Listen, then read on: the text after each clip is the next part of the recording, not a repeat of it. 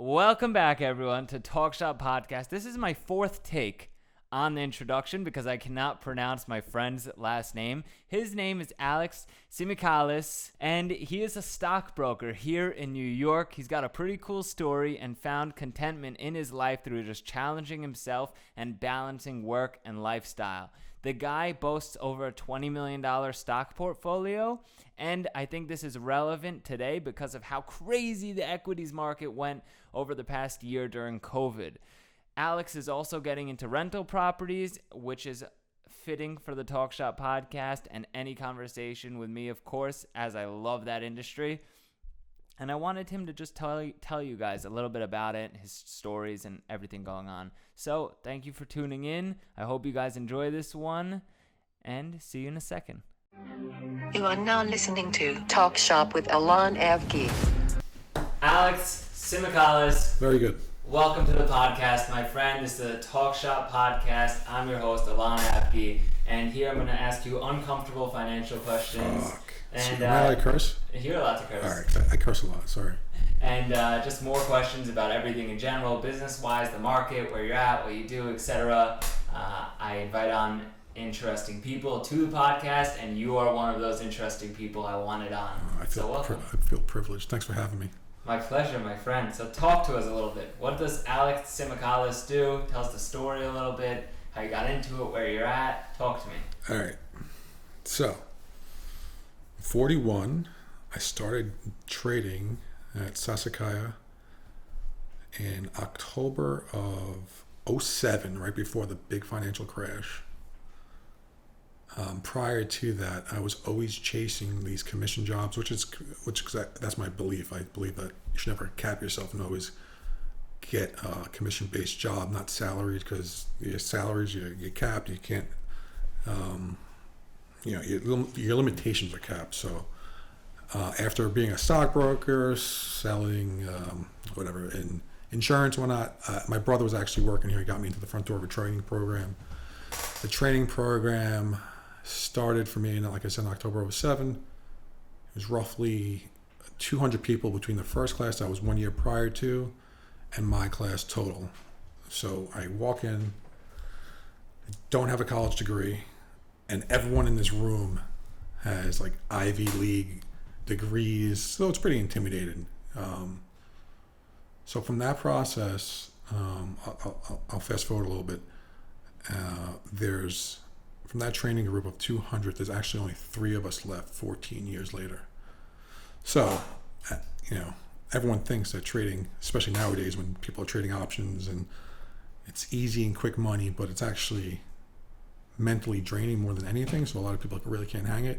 Out of the 200 people, I'm sure there's plenty of traders that could have made it if they had the mental aspect of it. Because trading in general, yeah, it's a skill, but more than anything, it's mentally draining. So, there's points in that my 14 or 15 year career at this point where 100% almost left the business. Even after there was a point in 8 years in where I really questioned everything. I'm like, I was having a really tough year.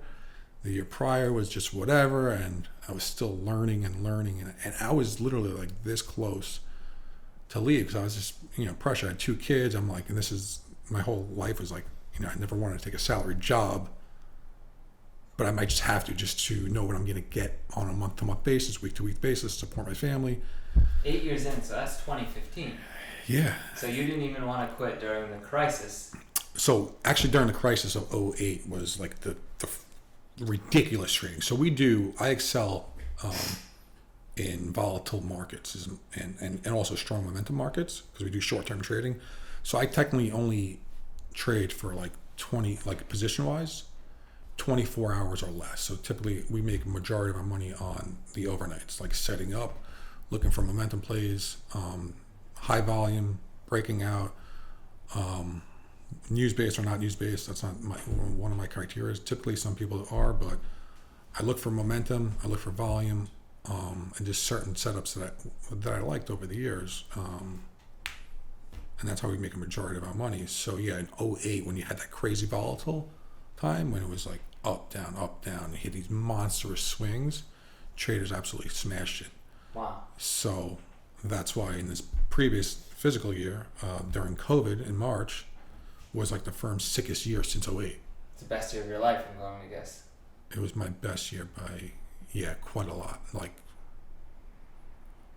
6x, 5x. Wow. Yeah, it was good. And then even last year was good too. It wasn't as good as 2020.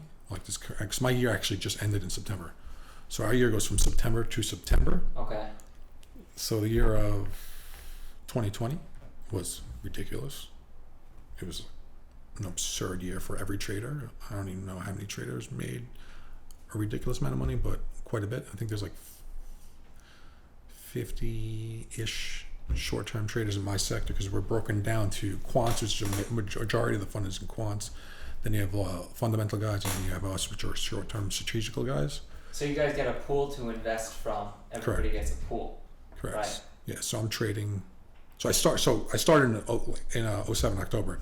I think it was either 50 or 100,000. I can't remember. And then when the firm builds confidence, they give you capital raises, and then you trade whatever you want. So at this point, I'm at like whatever $20 million to trade with at any point in time, intraday, overnight, or whatever. I really almost never get to that point because you don't really ever have to be honest. Yeah. There's guys in there who are, but so yeah. And since you're like a good producer, right, you get these crazy splits that you were telling me about another time. Yeah. So our payout, it's definitely for what is out there. It's definitely good. So we get better than half, and it's no risk of my own capital. It's his capital. Yeah. And I couldn't be happier, obviously. And I work from my own. I'm basically my own boss. I don't have a dress code. I go to work and, well, now I work from home. But when I was sweatpants, a hat, or jeans, a hat, t-shirts, hoodie, and City I firm? leave. Well, we have a city firm. We have a Long Island firm, a firm in Florida, and then overseas as well. They expanded. Yeah. So we're pretty big, actually very big. But so it's been a long ride. So like I was saying, like 8 years into my career, I was still learning. And when I started off, our trainer of our group was we were only basically allowed to intraday trade. We weren't allowed to overnight, which is a majority of how all the traders make their money. I would say 95%. So I didn't learn that aspect of the business, and I was always a day trader, intraday, because that's how I was trained to learn and whatnot. So I had to learn 8 years into kind of how to change my mind, my process, my thought process. I made some tough decisions, and it all worked out. So, but yeah, it's definitely not the easiest job in America, that's for sure. But if you can figure it out, it's definitely one of the best. Wow. So Alex, see, I have a problem. I like to hold everything typically for long periods of time, right? So I buy, that's why I excel in rental properties. I buy them, I know what I'm looking at, I hold on, I add my value. Absolutely. And it takes time. So you're talking about a lot of intraday trades and stuff like that. Talk to a guy like me that knows not much about day trading and all that stuff. What do you look for in investments and why? Okay, so for what I do for work and what I do personally, two different things. So typically for what I do personally is I do like to do the same thing, buy, hold, and try to keep it simple. So like for someone like you who already has a busy schedule and is into real estate, or if it's someone else, whether it's camera guy who's editing videos, if you're not 100% focused on intraday trading or day trading, just stay away, to be honest, and just stick to the basics and keep it as simple as just buying the SPY every month. Just buy a little bit and keep it simple. You have an average return of 8% plus dividends over the course of history, and just hold on to it forever, and typically that will be your return. And it's very liquid. So the big difference between stocks and real estate is typically, especially with you have rental properties. Yeah. It's not that liquid. It's liquid in a sense, but you still have to find a buyer. You still have to close on the deal. You still have to get attorneys involved. Where like in the stock market, if you're investing and you need money like tomorrow, You click a button, you sell a stock, and that money is funded instantly. Yeah. So you should definitely have some diversification, whether it's in real estate stocks or even cryptos nowadays. And, so my best advice is, I own a little bit, nothing crazy. Best advice is keep it simple. Just with the SPY, or if there's a couple major tech companies or any other companies, banks, whatever floats your boat that you're familiar with, you buy it and you hold. Typically over the long, course of the long term, you will make money. But some people have some people don't like the stock market because you have, especially like younger generations or like younger kids, is because they're playing with either options, which is 100% risk. Now the reward's insane. If you know what you're doing, you can make a shit ton of money. You can make 100% overnight, 1,000% or whatever. But a lot of times in the end, they go bust because it's all or nothing a lot of times. And a lot of times they're also looking at like penny stocks that trade that are like 4 or 5 cents. And it's a reason why they're trading at 4 or 5 cents or $1 or $2, $3, because typically they're shitty companies.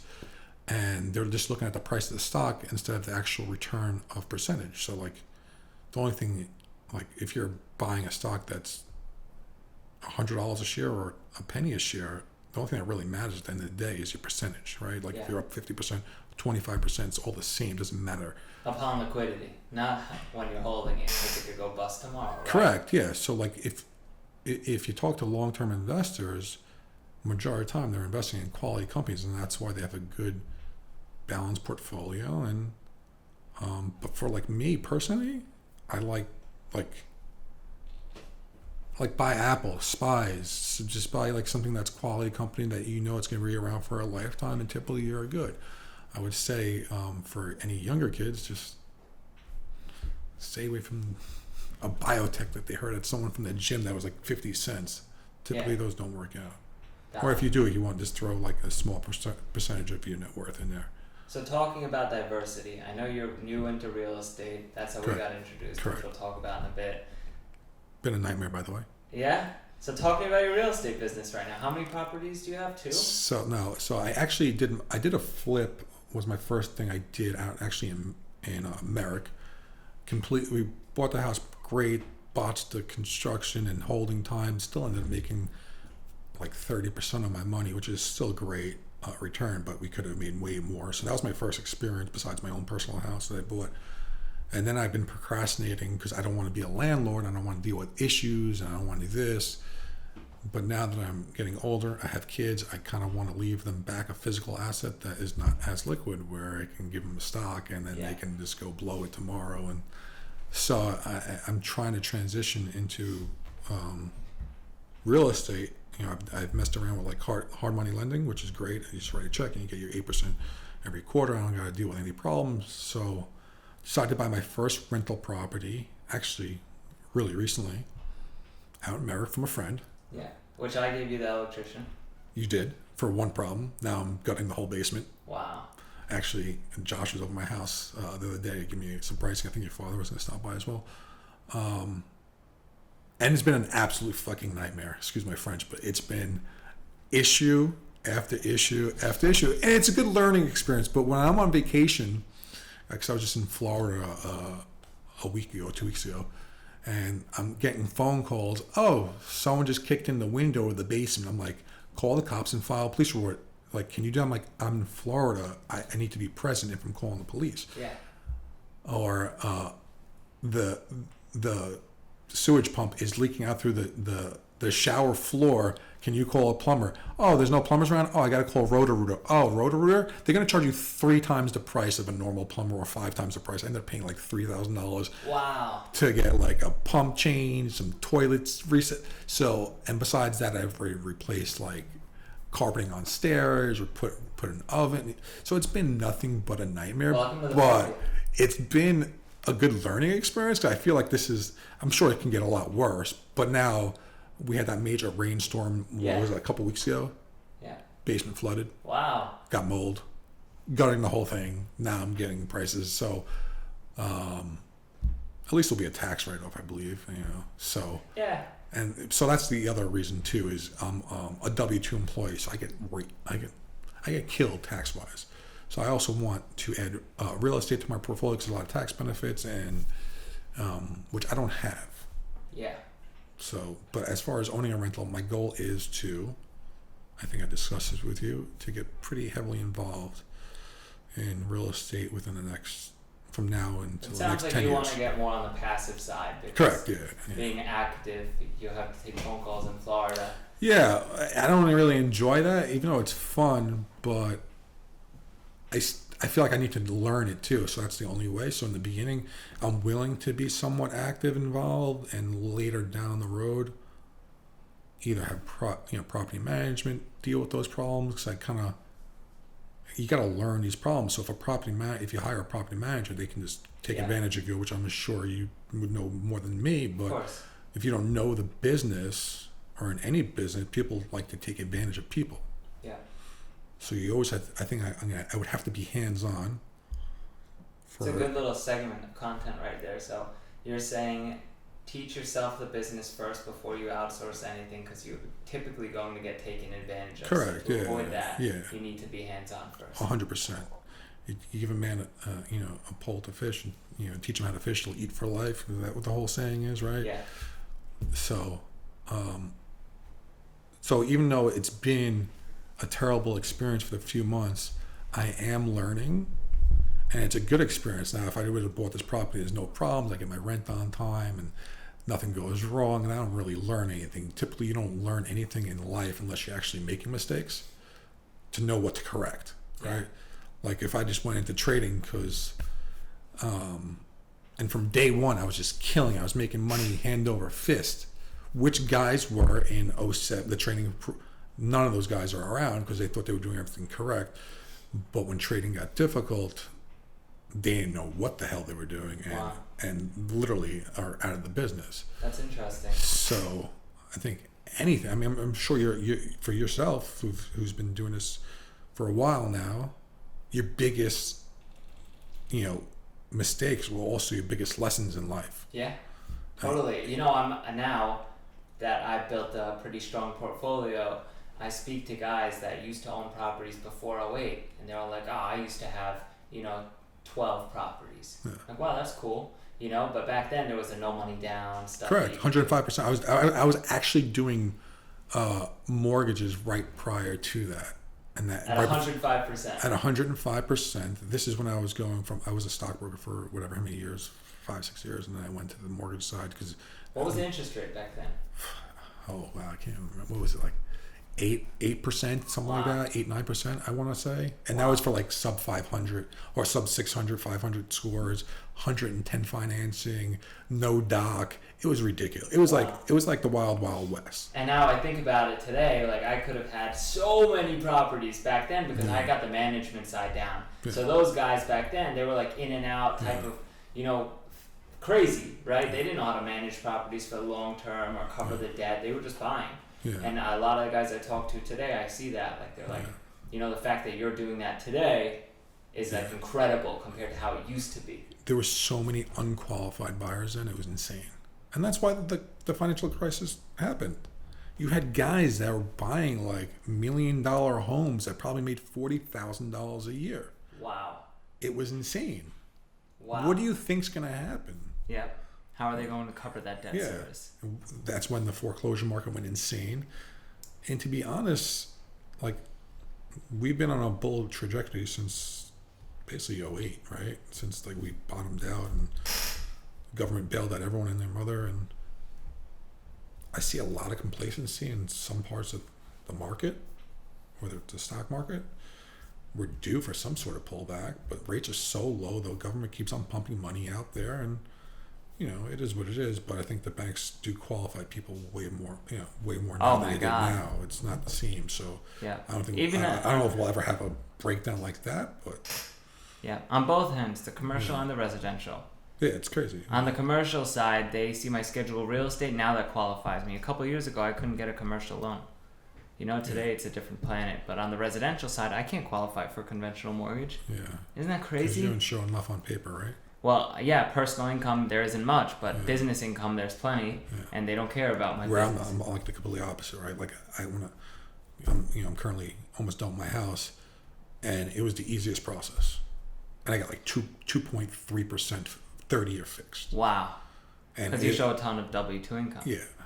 So. How was that home building process?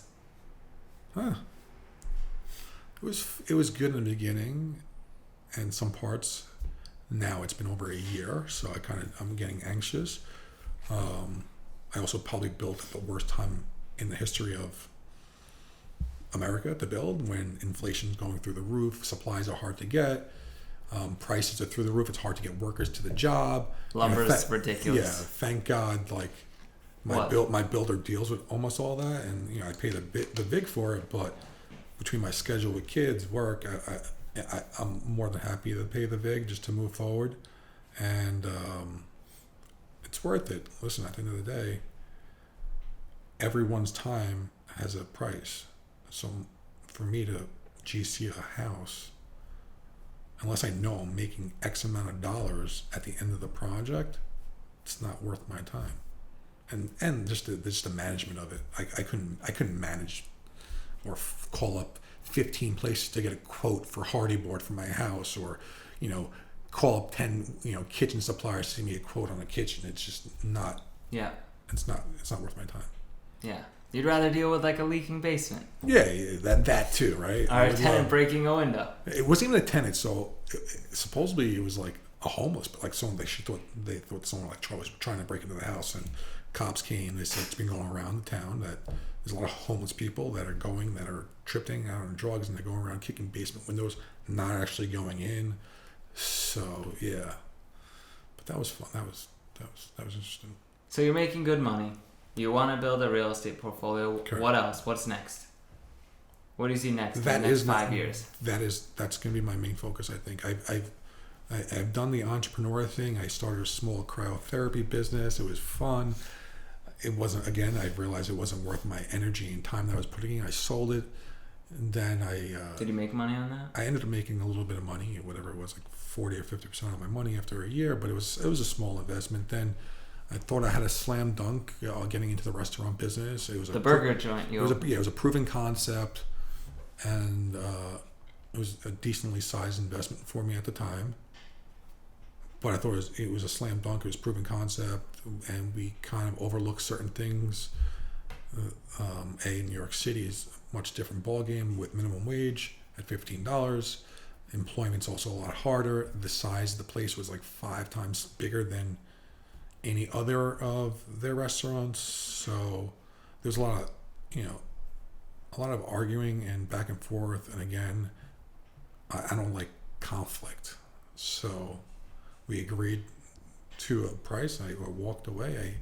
I took a loss, and I was able to. So that's a fortunate part. And I don't think I'll be investing in the restaurant business for a long time.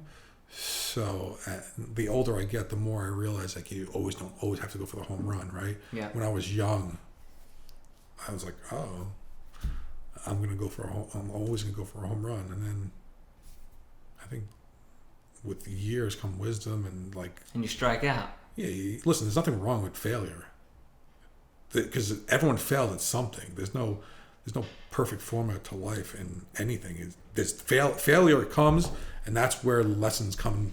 So the lesson was, even if you think you have a slam dunk, you still have to cross out every O, every dot, and make sure. And even at that point, you still don't know. Even like real estate, your portfolio, you go through all the numbers, right? You know what this should. But let's say we go through a financial crisis again, and no one's paying you.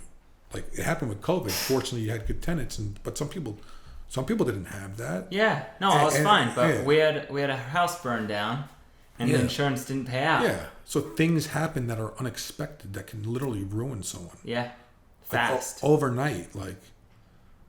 But it's okay. There's worse things in life. So we're here, we're talking, we're breathing, and our health is good.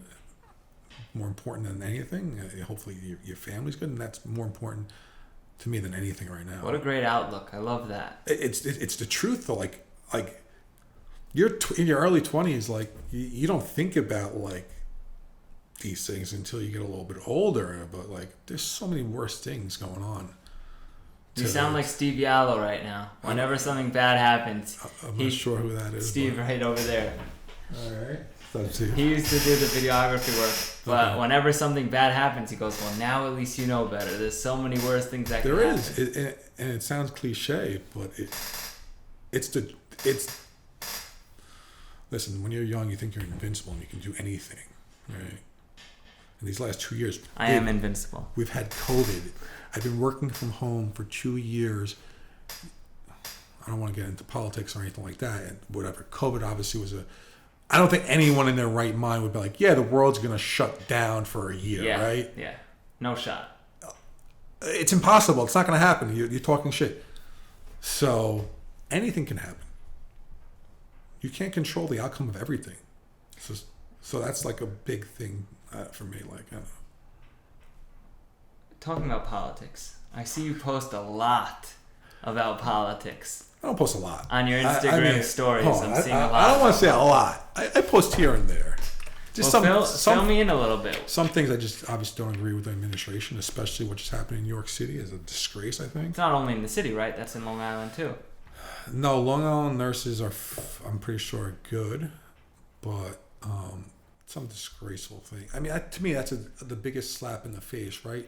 You counted on nurses and doctors at the toughest time of this pandemic that were not vaccinated, cheer them on, to just say you're fired because we're mandating you to have a vaccine, not taking into consideration if they already had COVID and have natural antibodies or anything, or there's no other way to do it. Like, you can't get weekly tested and bi-weekly testing.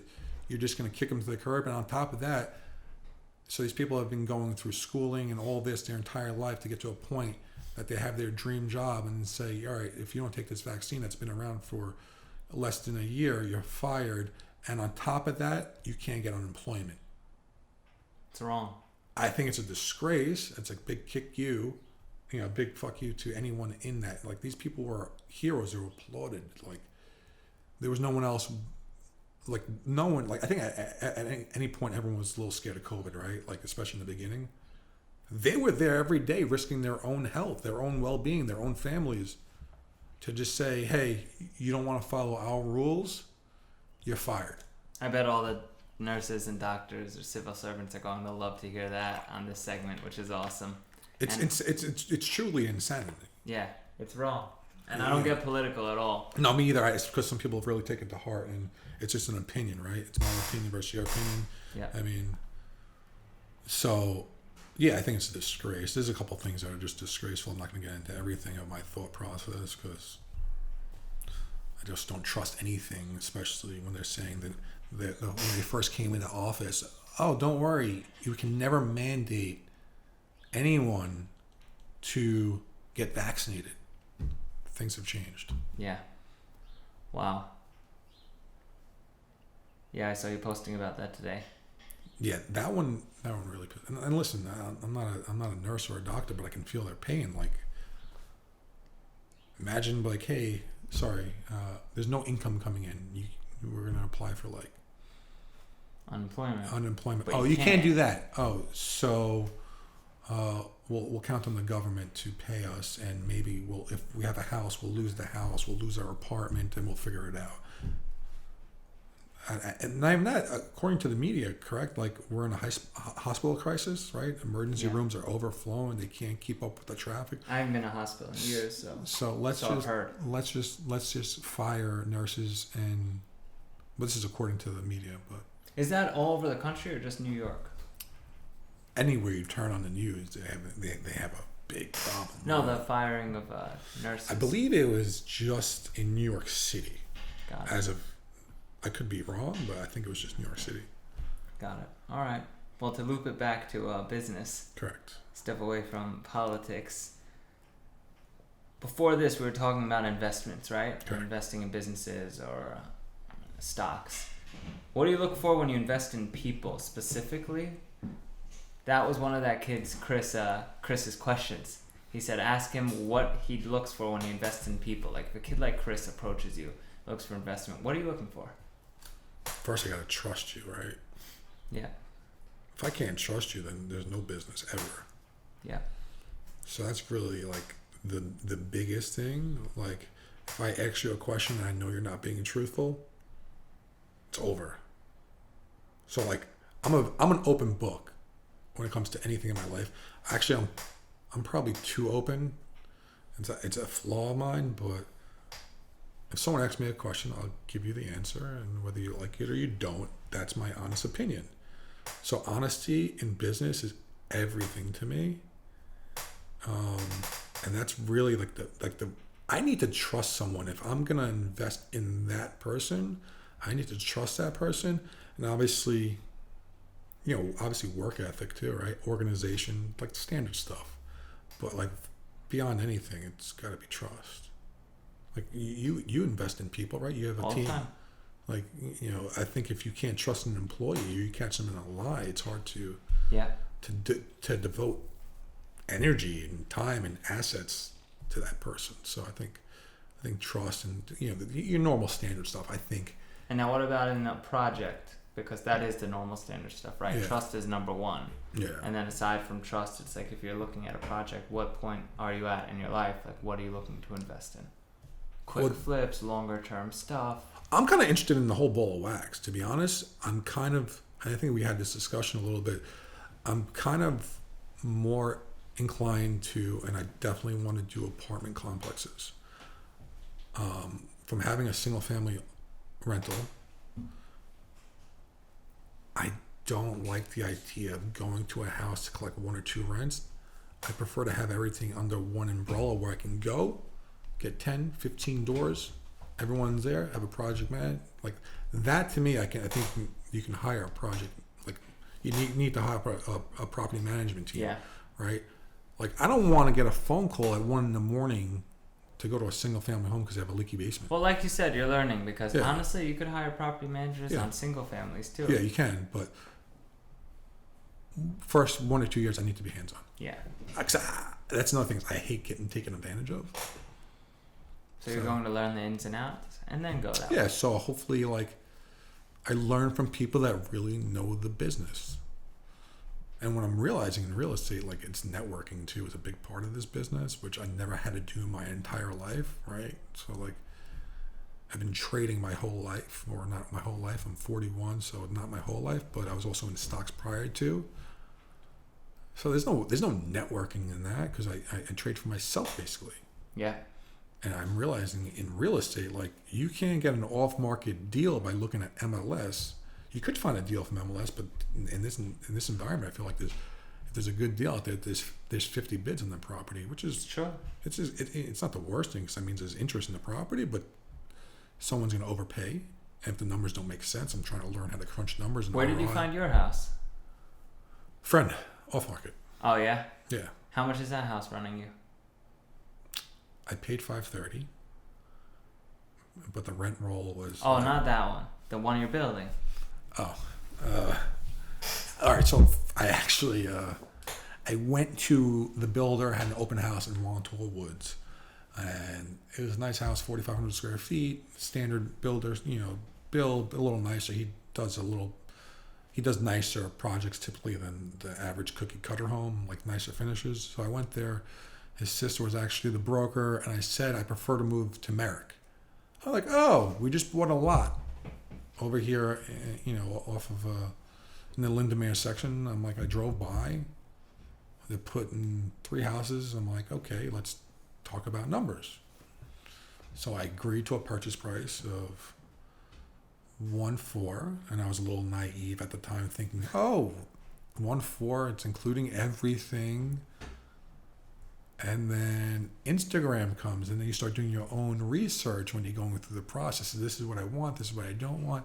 So from that 1.4, I've literally upgraded the entire house. So it's not 1.4. Yeah. It's going to be, after my basement and backyard, it'll be well over 2. And for Merrick, that's expensive. If it was in a different town where I know I'd get that return back, it wouldn't be a big deal. But I don't think anyone, likes to buy a property and know they're upside down. Like if I just left it at the initial price, I was fine. I went for it, but I don't know. I kind of like nice things, and I'm home all day. That's where I work now, so I kind of want a nicer environment. Yeah.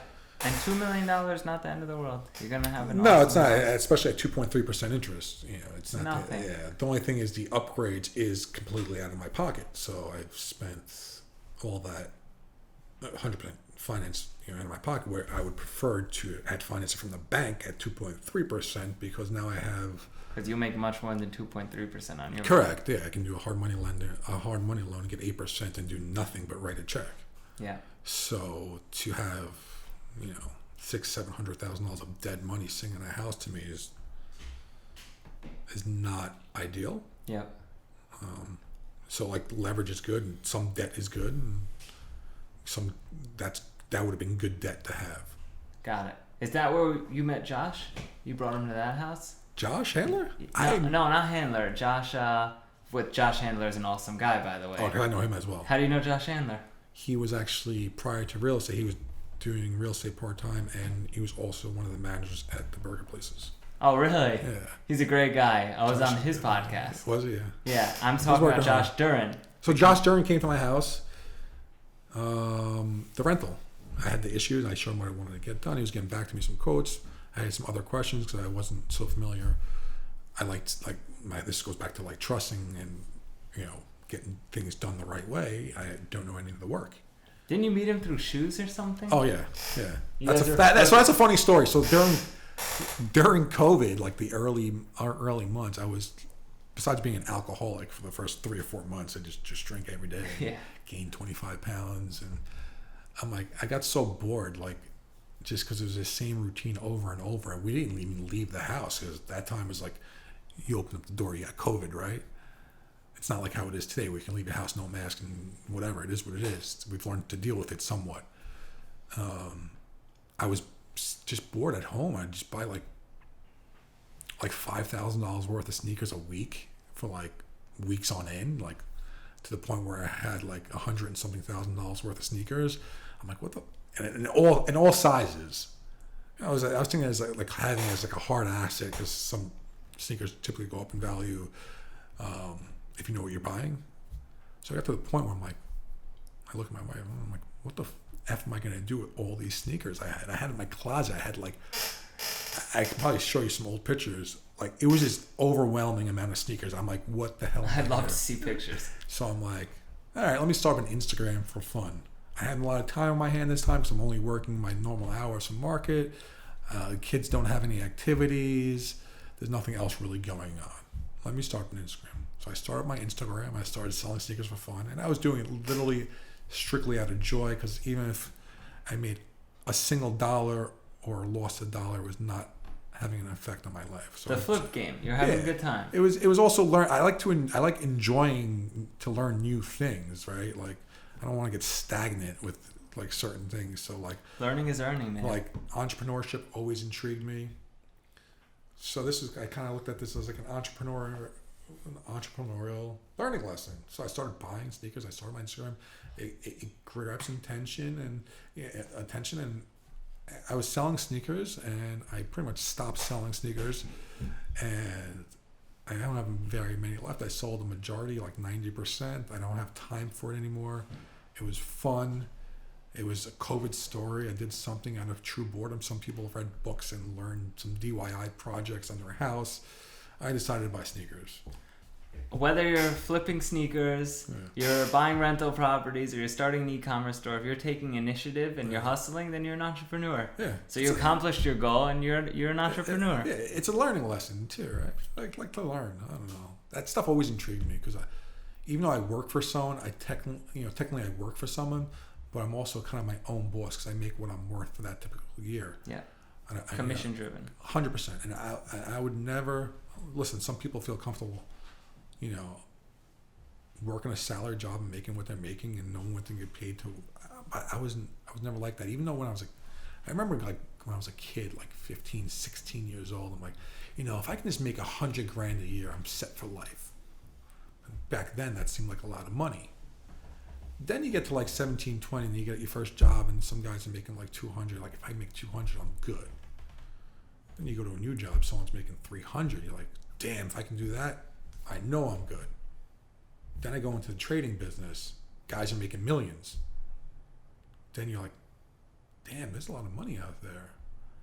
And you try to dream about it. Hopefully it works out.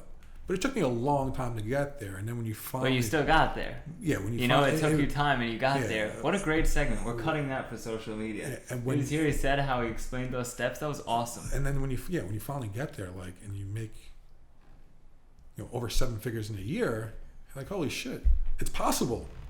You never think it when you're like 15 or 16. Like, I don't know what you thought was a lot of money when you were 15 and 16. Different times now, because now that you can make money off of social media. I didn't have any of that. Like I was always, you make $100 grand a year, you're good. You pay your mortgage, you're just set. And then with the course of time and things change and money changes and inflation happens, and you realize that that's not a lot of money. And then you surround yourself with more people that make more money. You realize that there's a lot of money out there that you can make. You just, you gotta put the effort in. I'm naturally like a lazy person. I don't like to deal with some shit, but you put the effort in. Yeah, I put the effort in mentally, like stressful. Like, my job is very mental, which I was trying to say, because it's a skill, like a discipline skill, and understanding what to look for, but it's a mental game. So I think like that's the biggest exercise, just training your mind. Wow. So. Well, Alex, I'm happy you came on to the podcast, my man. It was a fun. It was a weird experience because I've never done anything like this. So. Well, it was a pleasure having you. You killed it for sure. I bet people are going to love this. Oh, yeah, I can't wait to hear it. And shout out to the nurses out there and everybody else. For real. And I'm not going to say the chant that everyone knows about that's going on, but yeah, it is what it is. Listen, there'll be better days tomorrow. Exactly. And if it's not a better day, it'll be a better day after that. We got our health. That matters. Hi, everyone. I hope you guys enjoyed this podcast. Alex is a beast, clearly, and what a good guy. He's soft-spoken, but he's huge, if you couldn't tell from the camera. Guy's like 6'3" tall and like 200 pounds of pure muscle. I had no idea that he was he's in so many different types of businesses, and he's doing all of this just from the comfort of his own house. But his new house is coming out sick. I drove by it recently, and I definitely have to say it's stunning. Hope you guys enjoyed it. Don't forget to like, subscribe, and drop a comment if you have any questions or something to say. Share this with another stockbroker or people that you think could get to where Alex is at, or anybody that could get any value from this. And follow me on all social media platforms. Don't forget, I post this stuff in segments all the time and tons of different content. I hope you guys enjoyed it, and I'll see you at the next one. Peace. You are now listening to Talk Shop with Allon Avgi.